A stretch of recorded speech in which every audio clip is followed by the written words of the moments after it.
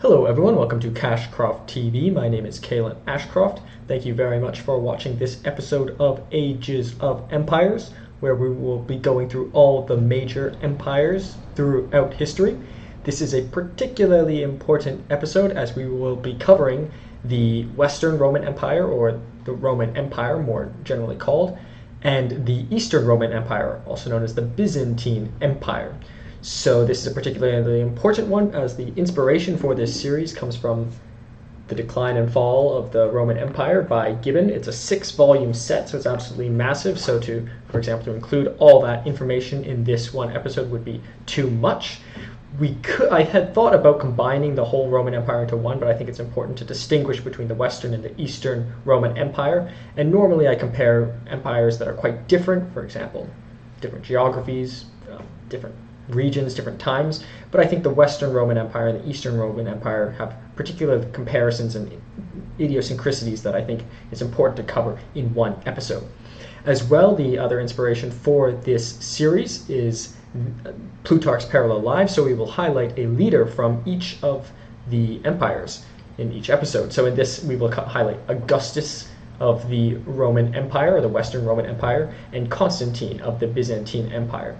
Both of them were the founders of their respective empires, and Augustus was actually, his life supposedly, I believe, was lost from Plutarch's Parallel Lives, so neither of these have a particular biography that I am well aware of. I think Augustus must have many biographies, but his Plutarch's biography has been lost, so I think it's merit that we will cover him here.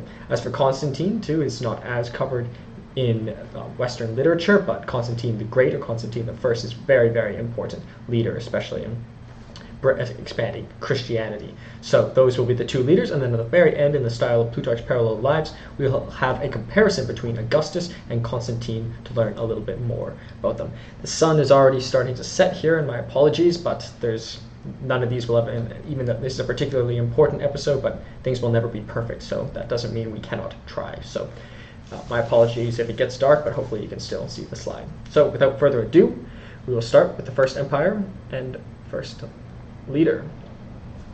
So the rise and fall of the Western Roman Empire, or the Roman Empire more generally called.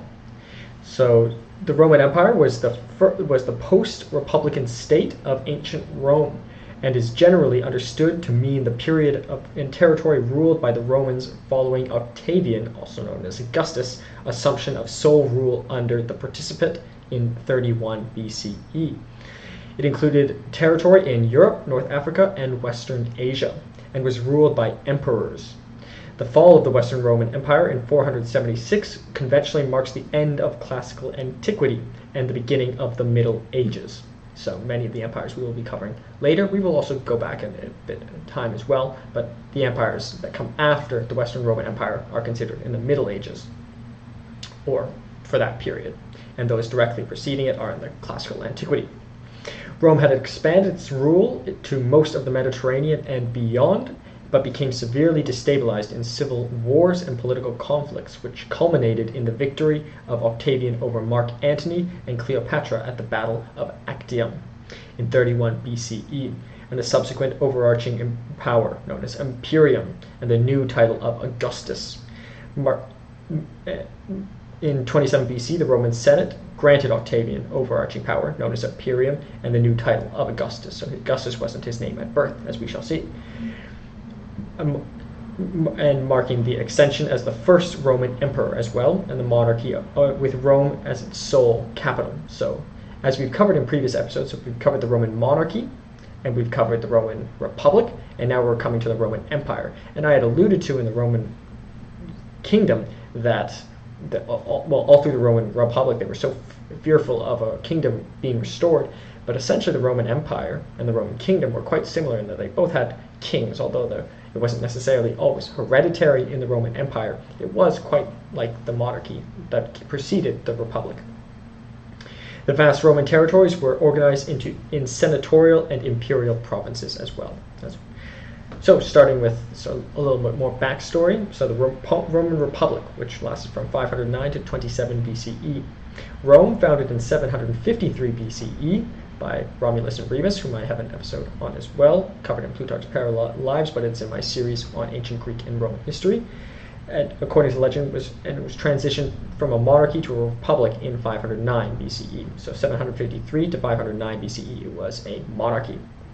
The republic expanded, this is during the monarchy period, through Roman conquest of Italy and the Punic Wars against Carthage, also an empire I've covered, and I hope you endeavor to check out, and thank you if you have, gaining control over territories in the Mediterranean.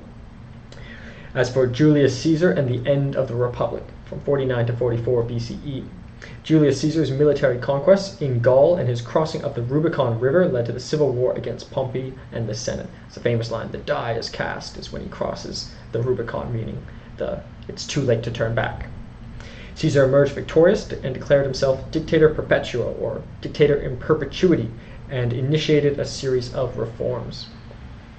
As for Augustus and the establishment of the Principate in 27 BCE, after the assassination of Julius Caesar, his adopted son, Octavian, later known as Augustus, defeated Mark Antony and Cleopatra at the Battle of Actium in 31 BCE. It's a great movie called Cleopatra, which I hope you endeavor to check out. As Augustus became the first Roman emperor and established the Principate, marking the beginning of the Roman Empire. Just for further detail, the movie Cleopatra covers sort of Mark Antony, Julius Caesar, and all those battles up to the Battle of Actium as well, with great classical actresses and actors. I think it's technically correct to say just actors these days, but I don't know if it's offensive to still say actress, but sometimes I do, and my apologies if that was offensive. As for Pax Romana and the height of power, from 27 BCE to 180 CE, Pax Romana was initiated by Augustus as a period of relative peace and stability known as Pax Romana. The empire expanded its territories to its greatest extent, reaching the Britain and the Euphrates River. So they expanded all the way up to Britain and down to the Euphrates River, which we covered in many previous empires. So absolutely massive territory. As for the 5 good emperors, there was Nerva, Trajan, Hadrian, Antonius, Pius, and Marcus Aurelius, who we have on the slides and busts, which we will discuss soon, and are collectively known as the 5 good emperors, who ruled during a time of prosperity and good governance. There's much that can be said about many of these, and they've all discussed into Gibbon's Decline and Fall of the Roman Empire, but to highlight a few, Hadrian, for example, almost spent very few days in the capital. He spent his whole period traveling around Rome. There's Hadrian's Wall is in border between England and Scotland, I believe, and he had traveled all the way there and spent very little time in the capital itself, so a very decentralized form of power. Marcus Aurelius is famous for his book Meditations, and one of the few considered to be both a philosopher and an emperor, but those are the 5 good emperors. They're called Nerva, Trajan, Hadrian, Antonius Pius, and Marcus Aurelius. But it must be noted that there were many more bad emperors, as we shall see. As for crisis and decline, from 180 to 284 CE. My apologies if I had said BCE mistakenly. These are all in the CE periods after the Roman Republic. As for military conquest and economic challenges, the Roman Empire faced external threats from Germanic tribes, the Parthians and others. So Germanic tribes were largely illiterate, but they were supposedly, according to Gibbon, very addicted to alcohol, so sometimes they would go across and just raid for the alcohol and such, and just very warlike, and often, despite the tactics of the legions, were often quite it was overbearing, the Germans. And the Parthians, as we covered, the Parthian Empire, were also very powerful as well. Furthermore, there were economic issues, including over-reliance on slave labor and currency devaluation contributed to internal instability. There are almost an infinite amount of factors that led to the decline and fall of the Roman Empire, enough to fill in 6 volumes by Gibbon, but nonetheless, these are some very key important ones.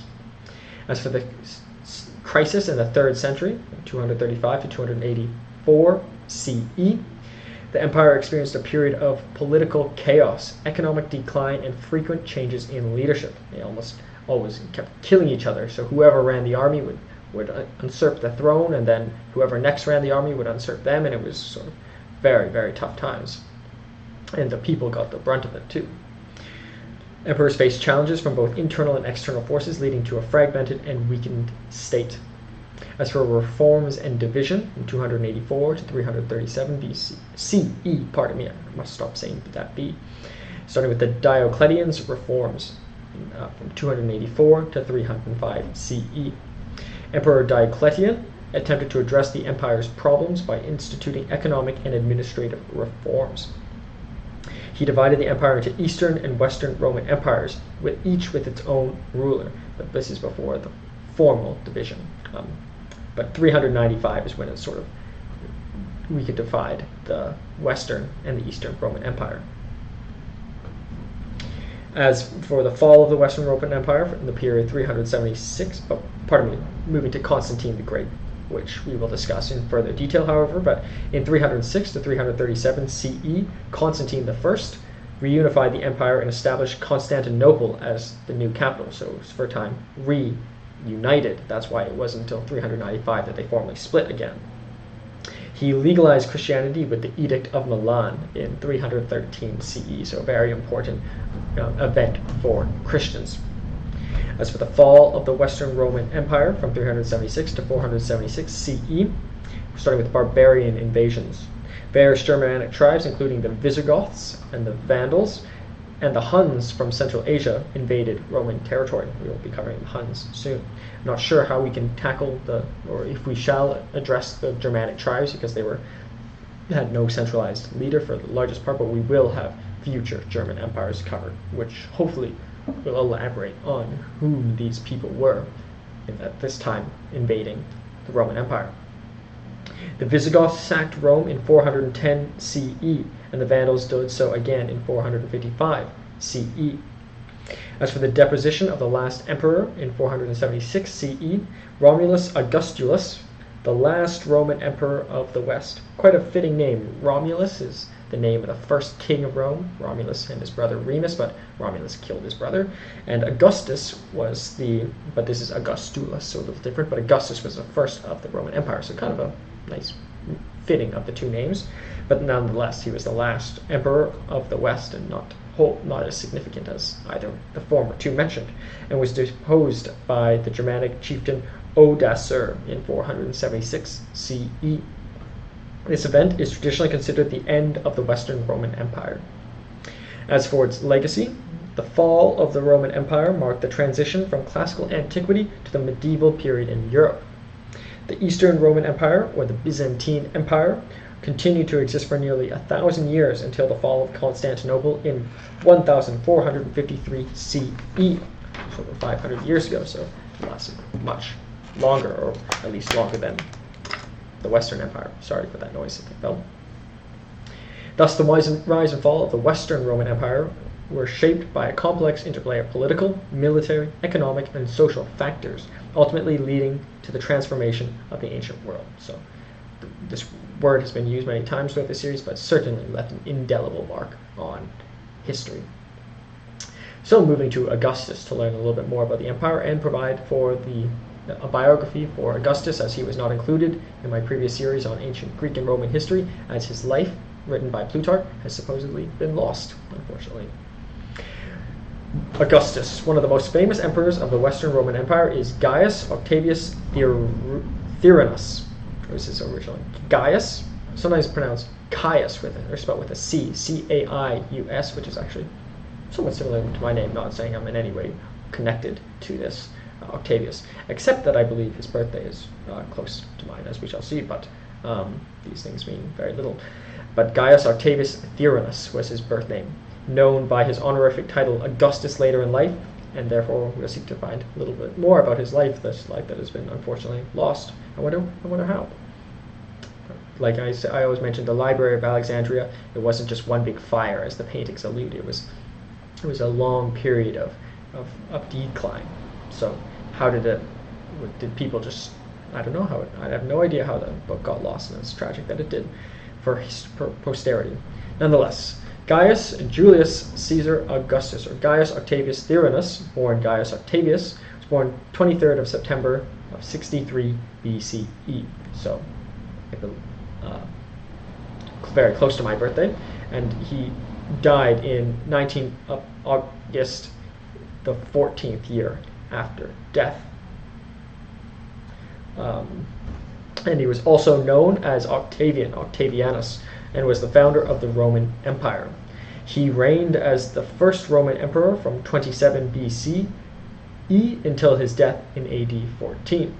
The reign of Augustus initiated an imperial cult, as well as an era associated with imperial peace, the Pax Romana or Pax Augusta, in which the Roman world was largely free of armed conflict, aside from the expansionary wars of the Year of the Four Emperors. The Principate system of imperial rule established by Augustus lasted until the crisis of the 3rd century. Pardon me, it's really raining out there. Hopefully you can hear me properly. I'll move closer.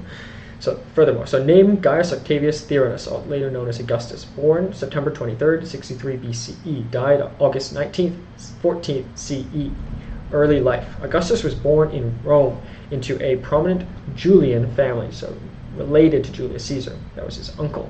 His maternal uncle was Julius Caesar, so on his mother's side, and the renowned military general and statesman who crossed the Rubicon and had a coup and took over Rome, but he was assassinated. His father died when Augustus was only 4 years old, and he was subsequently raised by his mother, Attia, and his stepfather, Lucius Marcius Philippus. So I wonder if he had a father who did not die when he was 4. I wonder if Julius Caesar still would have cared for him the same. Or maybe there would have been he would have picked someone else. Maybe Augustus, not having a father, was particularly poised for the mentorship and preference of Julius Caesar, a hypothesis I present. As for his youth and rise to power, at the age of 18, Augustus was named heir to Julius Caesar in Caesar's will, adopting his name, Gaius Julius Caesar Octavianus. In 44 BCE, after Caesar's assassination, Octavian returned to Rome and formed the Second Triumvirate with Mark Antony and Marcus Aemilius Lepidus to avenge Caesar's death. As for civil wars and consolidation of power, Octavian, Mark Antony, and Lepidus defeated the forces of Caesar's assassins at the Battle of Philippi in 42 BCE. But following this, tensions with Mark Antony and his relationship with Cleopatra, who he came to love Cleopatra after Julius Caesar. Octavian declared war on Antony, culminating in the naval battle of Actium in 31 BCE, where Octavian's fleet emerged victorious. So, defeating Mark Antony, famous for Battle of Actium. But just a side note that I recently read in Gibbon's Decline and Fall of the Roman Empire was that he says there was this later emperor who was really great.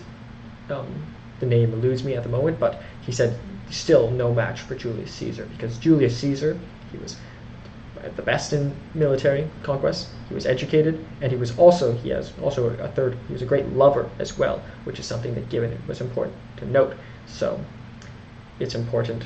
It was kind of the third dimension that Gibbon puts there. That's something that a lot of these great leaders did neglect. Some of them did not have families, as we mentioned in previous episodes, which is, despite all, they conquered the whole world, or they ruled a massive empire, but they never were able to form a family, so perhaps they weren't as happy as one might think they would be with all that power. But moving back to Augustus, as establishment of the Principate. In 27 BCE, Octavian voluntarily relinquished extraordinary powers, but the Senate, in recognition of his accomplishments, granted him the title Augustus and Princeps, the first citizen. So he renounced some titles, but in effect he was emperor. And supposedly, according to Gibbon, maybe he was pretending to give up power, but really he was behind the scenes just getting more, as he ultimately did over time. Augustus presented himself as the restorer of the Roman Republic, though he held ultimate power, so it wasn't a Roman Republic, it was an empire. This marked the beginning of the Roman Empire, so he even called it the Roman Empire, despite it being nothing of such. It was the Roman Empire, a different period. As for further on Pax Romana and administrative reforms, Augustus initiated a period of relative peace and stability known as Pax Romana from 27 BCE to 180 CE, past his own death, and implemented a series of administrative reforms, including the establishment of a standing professional army. So they did not have a standing professional army until Augustus. The Praetorian Guard, a system of imperial succession, and a system of imperial succession.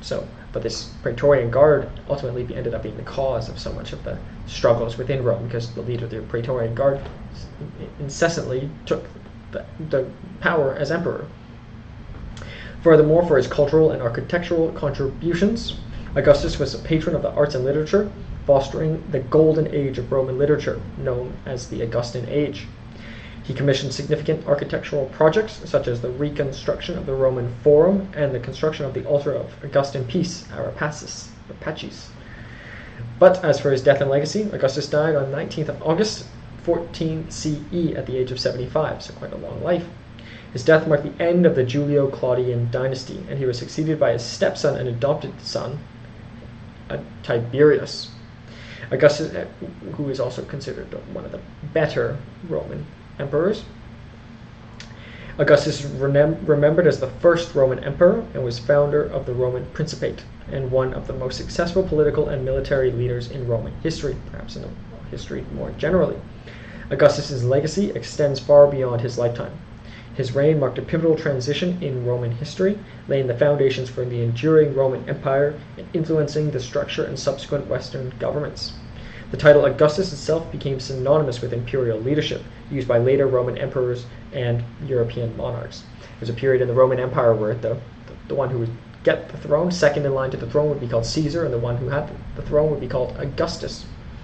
So very significant in terms of the name, and we have the month, August, the month I was born, so very, very influential. It's probably mentioned by most people, mention the word August at least maybe once a month. As for, that is the life of Augustus, and now we will move to the content of the slide. So, title, Western Roman Empire and Augustus.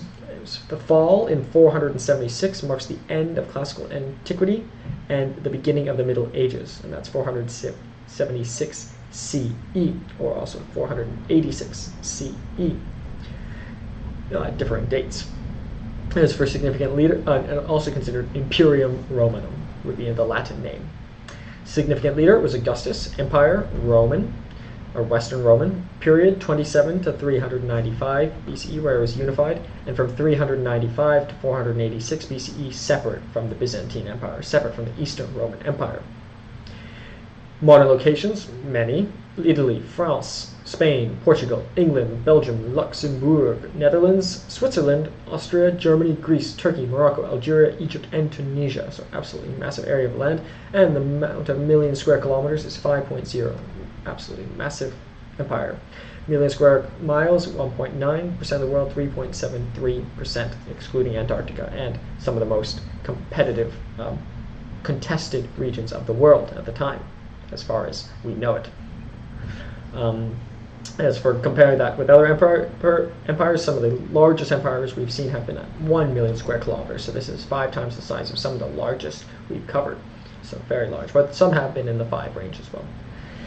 As for capital city, Rome, government was autocracy. Common languages, Latin was the official language, and there were also regional and local languages because it covered so many different regions. Religion was an imperial cult-driven polytheism until AD 380, and then it turned to Nicene Christianity from AD 380, which is sort of conventional Christianity, if we can generalize. Population was between 50 and 90 million, but it may have been much larger if we include all the slaves and vassals, etc. So, but 50 to 90 million, even by today's standards, would be a relatively larger country. In terms of images, on the top left, we have the bust of Augustus. To the right, we have the SPQR, which is the sign of the Roman legions, which stands for Senatus Populus K Romanus, which is Senate and the people of Rome. Almost ironic because they had an autocracy. To the right, we have the eagle, which is the symbol of Rome. To the right of that, we have the Pont de Gard aqueduct, which crosses the river Gardon in southern France. It's a UNESCO World Heritage Site, so you can see, get a picture of what amazing architectural capacities they had, and that wasn't even in their capital, that was far off in southern France. Below that, we have the Temple of Saturn, which is still exists today, which is a religious monument that housed the treasury. The god Saturn was the god of wealth, agriculture, renewal, liberation, and time. So it's important that culminated in their treasury, not another different god. To the right of that, we have the Colosseum, commonly called, but it is actually called the Flavian Amphitheater. And below that, we have the busts of all 5 of the great of the good emperors, because there were so many bad ones that it's important to highlight the good ones. And they are, from left to right, Nerva, Trajan, Hadrian, Antonius Pius, and Marcus Aurelius. And in the top right, we have a map showing the Western Roman Empire at the time of 400 AD, which would have been its peak. So as we can see, it goes all the way up into the north of the United Kingdom, all the way down Libya, Morocco, all the way even to northern Egypt as well. So an absolutely massive area of land. And the Eastern Roman Empire would come up around over here, as we shall discuss. But this was in 400 AD, was just after the split. So now we will move to the Byzantine Empire and Constantine I. And we will discuss both of them in a bit more in the comparison at the end. So the Eastern Roman Empire. The Byzantine Empire, also referred to as the Eastern Roman Empire, was the continuation of the Roman Empire primarily in its eastern provinces during late antiquity and the Middle Ages, when its capital city was Constantinople. It survived the fall of the Western Roman Empire in the 5th century AD and continued to exist until the fall of Constantinople to the Ottoman Empire, an empire we will be covering soon, in 1553 BCE, Common Era, 1453 Common Era, during most of its existence. And pardon me on the slide, it should say Common Era, not BCE. As I mentioned, these since I'll inevitably make mistakes, but that's cannot stop us from doing our best. So on the slide, it should say 1000. It should be CE, not BCE. I think I've been in such a mindset because we've had so many. We've been covering up until this point primarily empires in the before Common Era period. So my apologies. But furthermore, during most of its existence, the empire remained the most powerful economic, cultural, and military force in the Mediterranean world. The Byzantine Empire is a historical term retroactively coined after the empire's demise, so it wasn't called the Byzantine Empire during its time. It was retroactive. Its citizens continued to refer to their empire as the Roman Empire and themselves as Romans. So they weren't calling themselves Byzantines when they were there, they called themselves Romans. Modern historians distinguish the Byzantine Empire from the earlier Roman Empire due to its imperial seat moving from Rome to Byzantium, the empire's integration of Christianity, and the predominance of Greek instead of Latin. So some primary changes. As we can see in common languages, the primary one is Greek before Latin. So the Eastern Roman Empire, also known as the Byzantine Empire, had a long and complex history that spanned over a millennium. Therefore, we seek to find a history of its rise and fall with as much detail as we can provide here. So starting with the rise of the Eastern Roman Empire, from circa 330 to 565 CE. Starting with foundation by Constantine the Great in 330 CE. We will have a specific biography of him soon. So after reunifying the Roman Empire, Constantine the Great established a new capital, Byzantium, renaming it Constantinople in 330 CE. The city's strategic location facilitated trade and defense, contributing to the empire's economic and military strength. As for the official division of the empire between East and West, in 395 CE, the death of Theodosius I in 395 CE led to the permanent division of the Roman Empire into the Western and Eastern Roman Empires. The Eastern Roman Empire, with its capital in Constantinople, became the center of political and economic power. So, in many ways, more important than the Western Empire for certain periods. It certainly outlasted it. As for Justinian I, from 527 to 565 CE. So I've discussed Justinian I much in the Guide to Legal History and Historians because he created the Corpus Juris Civilis, or was patron of Corpus Juris Civilis, which is one of the earliest civil codes. But as we've discussed in many previous empires, there were civil codes long before Justinian. And it must also be noted that when Justinian created the Corpus Juris Civilis, it was a piece of history, so he wasn't creating new laws, he was documenting laws that had already existed. So just a few considerations after a long series in discussing this. But Emperor Justinian I sought to restore the former glory of the Roman Empire, so there was more to him as well. His reign is marked by the codification of Roman laws, the Justinian Code, the construction of the Hagia Sophia, as we shall see on the slide, a very beautiful, beautiful monument, and military campaigns as well, including the reconquest of Italy from the Ostrogoths and North Africa from the Vandals. But as for challenges and decline from 565 to 1071 CE, starting with the Islamic conquests, the rise of Islam in the 7th century posed a significant challenge. The Arab-Byzantine wars resulted in the loss of territories including Egypt and Syria. As for the iconoclast controversy from the 8th and 9th centuries, the iconoclast controversy centered on the use of religious images, icons. Iconoclast emperors opposed their use, leading to internal conflicts. So, interesting sort of iconic war, been very unique to the Eastern Roman Empire. As for the Bulgarian wars from the 7th to 11th century, and my apologies, we're covering a huge area of time here, the Byzantines faced numerous wars against the Bulgarians, resulting in territorial losses and shifting borders in the Balkans. As for the Great Schism in 1054 CE, the Christian Church split into the Eastern Orthodox Church and the Roman Catholic Church in 1054 CE, marking the Great Schism, so further dividing this empire. As for Komnenian and Angelid dynasties from 1081 to 1204 CE, for the Komnenian restoration, the Komnenian dynasty led by Alexios I Komnenos initiated a period of recovery and military success, reclaiming some lost territories. So this earlier dynasty, there's the Komnenian and the Angelid dynasties, who had varying success in continuing the Eastern Roman Empire, but nonetheless it still had at least 400 years to last, or almost 500 years after these. But moving to the Fourth Crusade and the last Latin Empire in 1204 CE. The Fourth Crusade, as it was called, diverted from its original goal and sacked Constantinople in 1204. So the Fourth Crusade, which was going on its way to Jerusalem, changed its course and attacked Constantinople in 1204 CE, and the Latin Empire was established. We will cover the Latin Empire soon, dividing Byzantine territories among Western European crusaders. So just sort of much like the decline and fall of the Western Roman Empire, a large part of the history of the Eastern Roman Empire was a slow decline and fall, not one major catastrophic event that ended it overnight. But there was a catastrophic event at the end, as we shall see. But as for restoration and decline further, from 1261 to 1453 CE, right up till its end, the Palaeologan dynasty.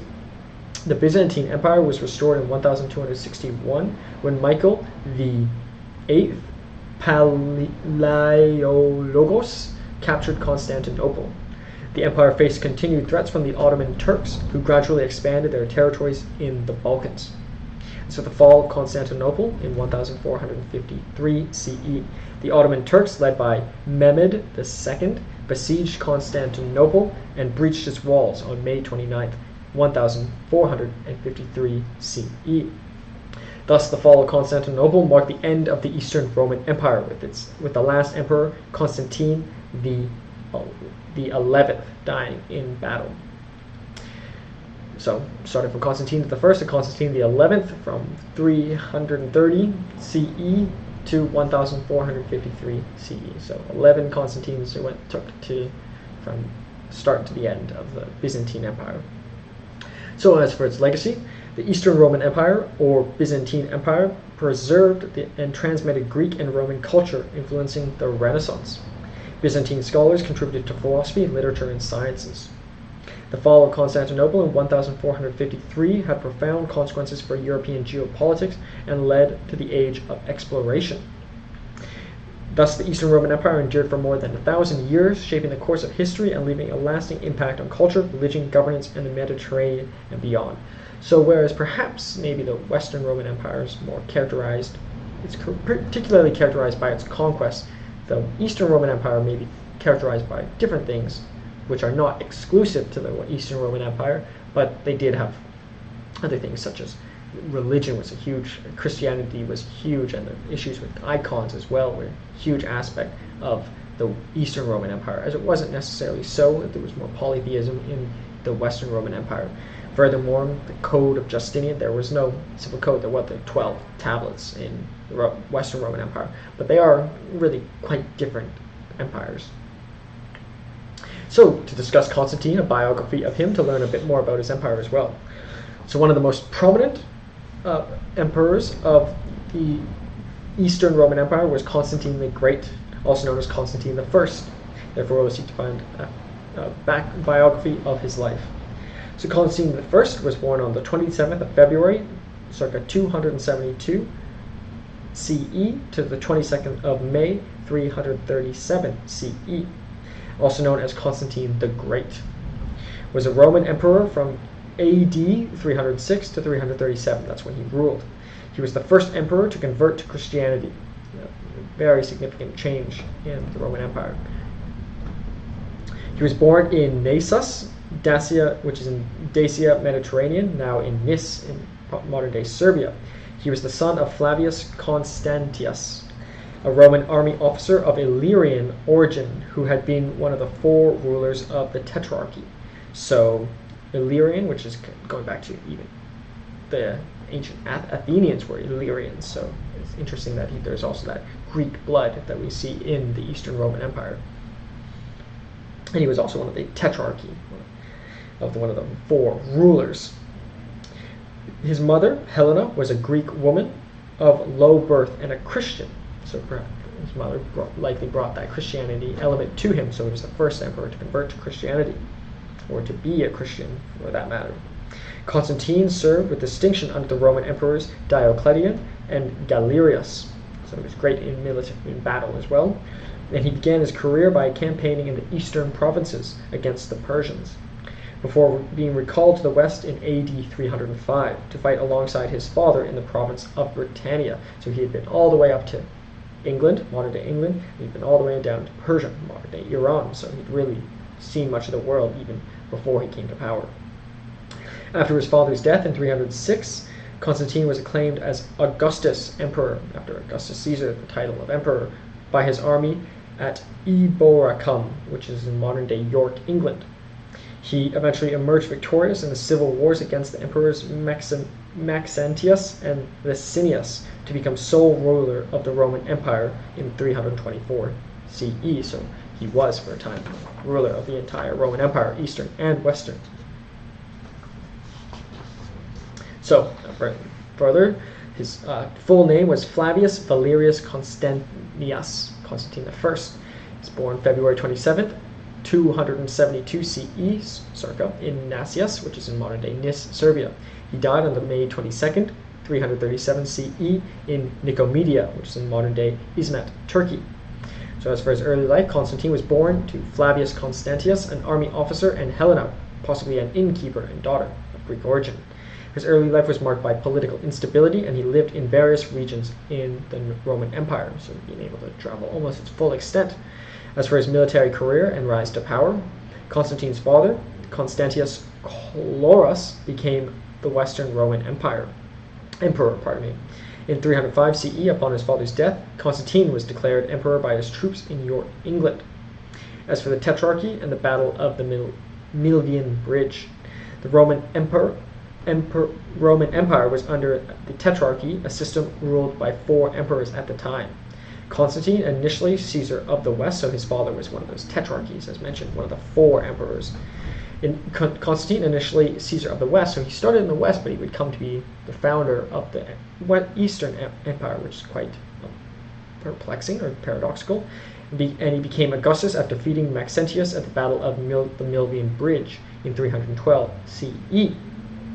According to tradition, Constantine experienced a vision of the Chi-Rho symbol, as we shall see on the slide, so he saw it in his mind, with the words, "In hoc signo vinces," which is, "In sign you will conquer," before the battle. So this sort of early alluding to the icon conflicts they have, but sort of quite a interesting conception. And we'll discuss the symbol, the Chi-Rho symbol on the slide soon, but it is, we understand to some extent what it means, but it is kind of a frightening image, if not demanding respect. But nonetheless, he envisioned this.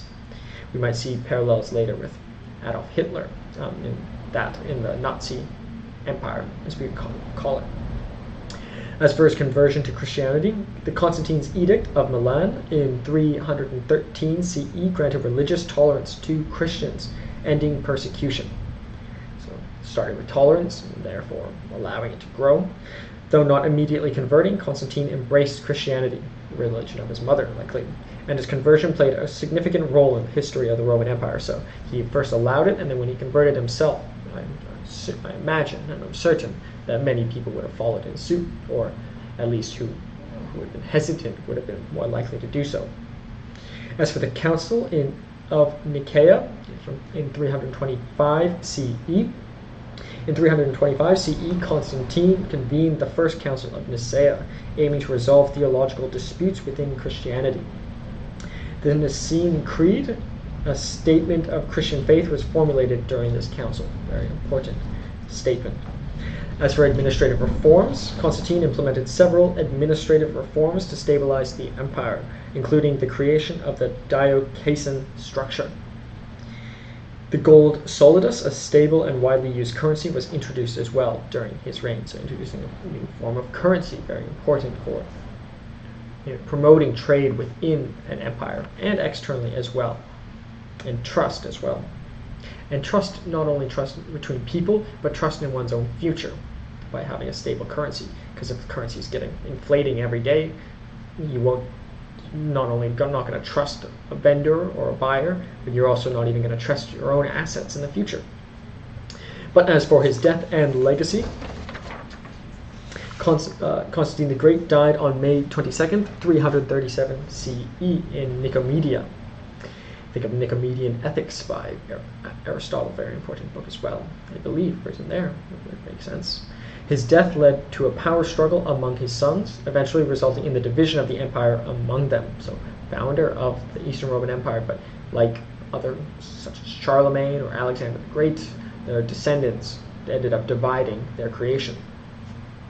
We'll discuss Charlemagne soon, and we have discussed Alexander the Great effectually in the Macedonian episode. And Philip II as well has a specific biography which has not been done, at least by Plutarch. As for further legacy, Constantine is also called the first Christian emperor, and his conversion had a profound impact on the history of Christianity. His founding of Constantinople contributed to the Byzantine Empire's longevity, serving as its capital for over a millennium. Constantine's administrative and military reforms had a lasting impact on the structure of the Roman Empire furthermore. Thus, Constantine the Great's rule marked a crucial turning point in Roman history, influencing the trajectory of the Roman Empire and leaving an enduring legacy on the Christian world. Very, very important leader. So, to discuss the content of the slide now, before moving to a comparison. So, title, Byzantine Empire and Constantine I, the Eastern Roman Empire, also known as. Continuation of the Roman Empire until the fall of Constantinople to the Ottoman Empire. We may summarize it. Significant individual or significant leader, Constantine I, Empire, Byzantine, period 330, officially started in 395 to 1453 CE. Pardon me, should be no B there.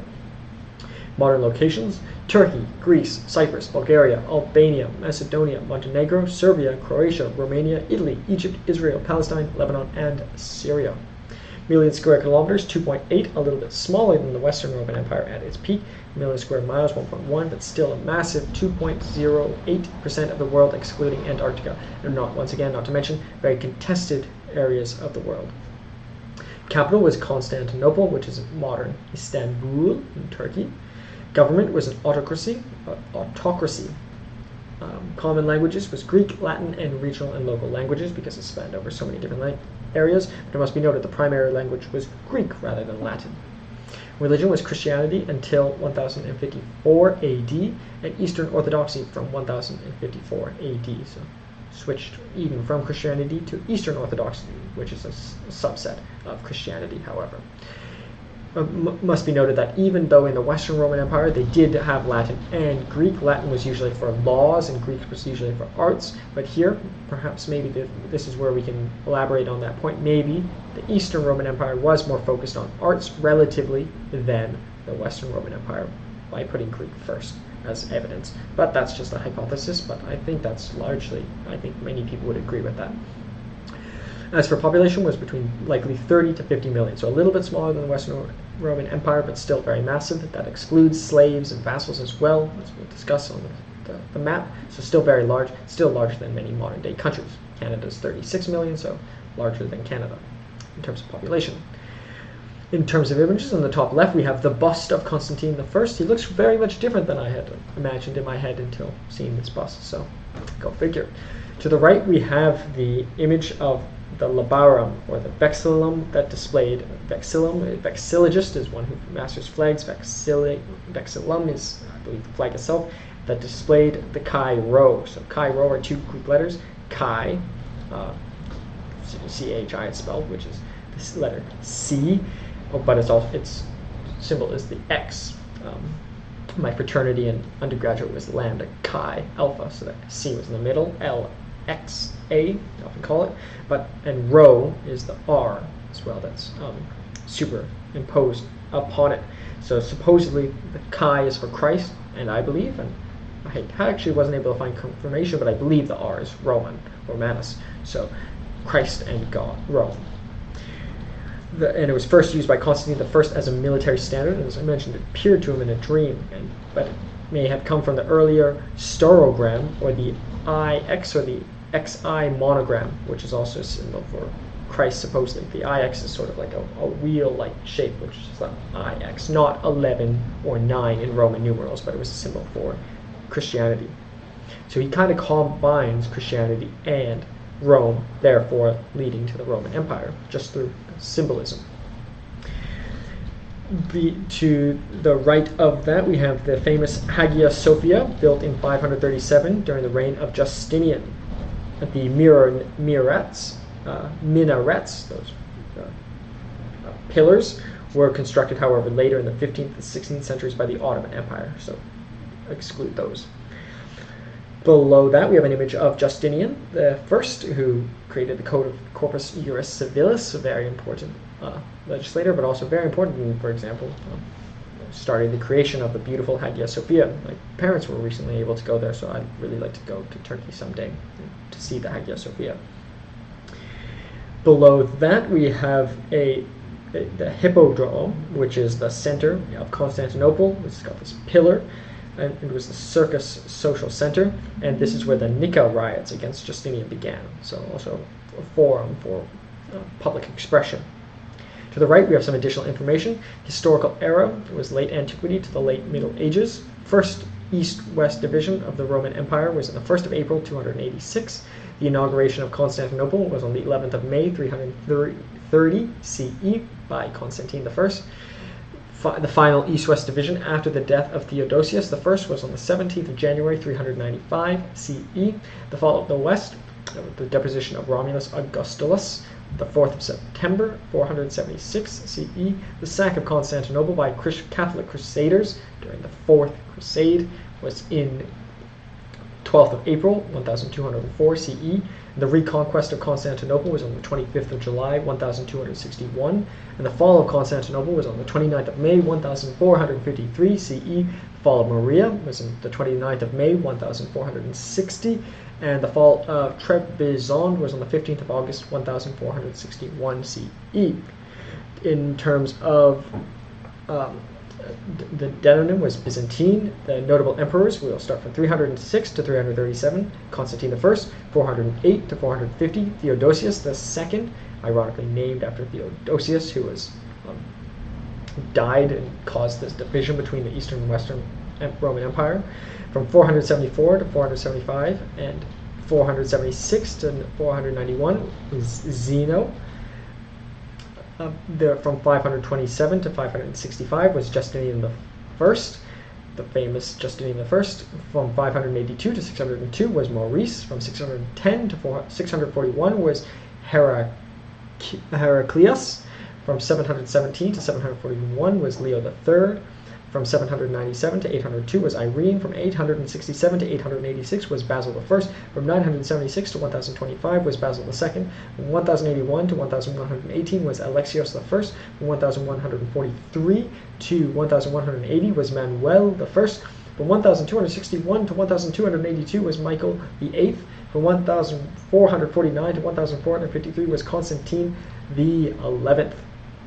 So those are the leaders. So it's interesting to note that Constantine 2, 3, 4, 5, 6, 7, 8, 9, 10 were not are not considered notable empires. So in the above that and to the right we have a recreation of what the walls would have looked like in Constantinople. In the top right we have the map at the maximum geographical extent of the Eastern Roman Empire. As we can see, it includes many areas that were part of the former Western Roman Empire, all the way over here to Portugal, Morocco, Egypt. The pink areas are their vassal states as well, so massive territory of land. So, as for a comparison between Augustus and Constantine I, both great individuals for different reasons, and obviously by comparing them, we're not saying one is better than the other, we're just trying to learn a little bit more about them in the style of Plutarch's parallel lives. So, let's compare Augustus of the Western Roman Empire and Constantine I of the Eastern Roman Empire in various aspects, starting with their rise to power. Augustus, or Gaius Octavius, later known as Augustus, rose to power through a combination of political maneuvering and military success. He became the first Roman emperor after defeating Mark Antony and Cleopatra at the Battle of Actium in 31 BCE. So much battle to get there, but he did have sort of the support of Julius Caesar as his heir. As for Constantine I, Constantine, after the death of his father, who was part of the Tetrarchy, so was an emperor, was declared emperor by his troops in York, modern-day Britain, in 306 CE. He later became Augustus after defeating Maxentius at the Battle of Milvian Bridge in 312 CE. So they both did have to win battles to be considered Augustus, even though different times. One was the first Augustus, one was the first of the Augustus of the Eastern Roman Empire, or the one who created the Eastern Roman Empire by creating Constantinople. So quite different, but also maybe more similar than different. They both had a very, very strong lineage. They both used that lineage through being successful in battle to reach the pinnacle of power. As for the founding of capitals, Augustus maintained Rome as the capital of the Western Roman Empire, focusing on restoring and embellishing the city, so he did not change the capital. However, Constantine I founded the city of Constantinople, which is modern-day Istanbul, in 330 CE, establishing it as a new capital of the Eastern Roman Empire. The city became a significant political, economic, and cultural center. So, very different. Maybe maybe Constantine never should have created a new capital. Maybe Augustus should have. Possible to say, but it is something that a very defining feature that's different about them. As for their religious policies, while Augustus restored traditional Roman religious practices, he wasn't particularly known for religious reforms. The cult of the emperor as a deity gradually developed after his death, so he himself was deified and sort of saw a gray area between God and human, as people like him came to have so much power. Whereas Constantine I played a pivotal role in Christianization of the Roman Empire. He issued the Edict of Milan in 313 CE, granting religious tolerance to Christians, and convened the First Council of Nicaea in 325 CE to address theological disputes. It was great that he had religious tolerance, but maybe he was a bit biased, because he was. Maybe if he was not Christian, maybe he wouldn't have been tolerant of Christianity. As for military campaigns, Augustus conducted military campaigns during the Roman civil wars, securing power and expanding the empire during the Roman conquest of Egypt and other territories. Very great. He defeated Mark Antony, if that's need any more evidence as to his ability. As for Constantine I, Constantine conducted military campaigns against his rival claimants to the imperial throne and expanded the empire to the east. He defeated Licinius in 324 CE, consolidating his rule. So both of them had to defeat the opposing claims to their thrones, and both of them came out on top against definitely formidable foes.